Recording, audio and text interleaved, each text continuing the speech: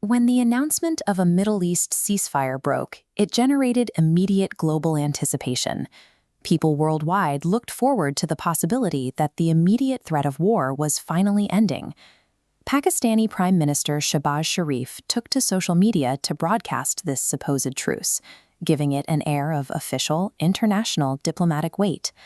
But the reality on the ground tells a distinctly different, highly volatile story than what the early international headlines suggested.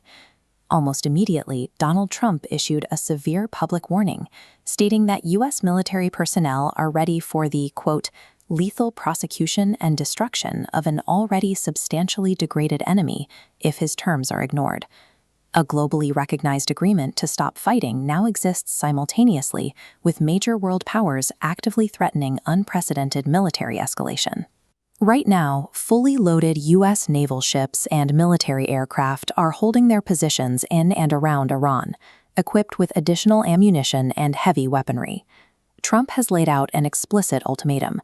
If the terms of the agreement aren't met, the American military will resume shooting with a force that is, in his words, bigger, better, and stronger than anyone has ever seen before.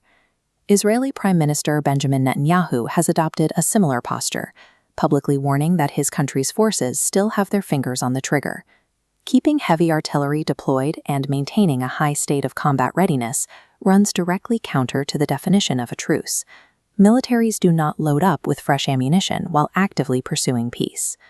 Geopolitics has settled into a highly volatile, heavily armed standoff operating under the thin guise of diplomacy. The deal is an illusion, hiding three competing ultimatums from the primary stakeholders that physically cannot coexist. The United States has anchored its position to two non-negotiable demands. Iran must abandon any pursuit of nuclear weapons, and the Strait of Hormuz must be opened immediately. This map shows the geography of the American demand. The red box highlights the Strait of Hormuz, a narrow oceanic choke point sitting between the Persian Gulf and the Gulf of Oman, right along Iran's southern coast. Securing this specific corridor is paramount.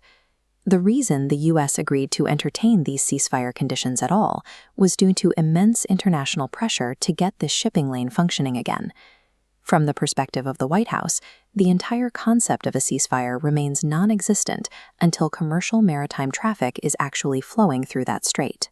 While Washington is entirely focused on maritime access and geography, Tehran is insisting on a comprehensive regional package deal. Iran's main condition requires Israel to halt all of its military operations against Hezbollah forces operating within Lebanese territory. Israel rejects this outright. Accepting those terms would mean politically validating Iranian proxy forces and giving them formal legitimacy in an international agreement. Because of this rejection, the Israeli Defense Forces have done the opposite of a ceasefire. They have actively intensified their operations against Hezbollah and even carried out strikes directly inside Iran. Integrating Lebanon into the agreement creates a diplomatic deadlock. Israel and Iran hold mutually exclusive definitions of who is actually protected by this truce. All eyes are now fixed on April 10th. The upcoming summit in Islamabad serves as the definitive deadline to somehow resolve these colliding political realities before the agreement collapses. U.S. Vice President J.D. Vance and Iranian Parliament Speaker Mohammad Bakr Ghalibaf are scheduled to lead their delegations, entering the room with entirely disparate agendas. Hanging over the entire negotiation is the fact that despite days of diplomatic posturing, the Strait of Hormuz remains entirely closed to traffic. If they fail to resolve the dispute over Lebanon, or if they cannot reopen that critical maritime choke point, the pre-positioned American naval assets waiting in the Gulf will be put to use. This arrangement has essentially become a heavily armed hostage negotiation.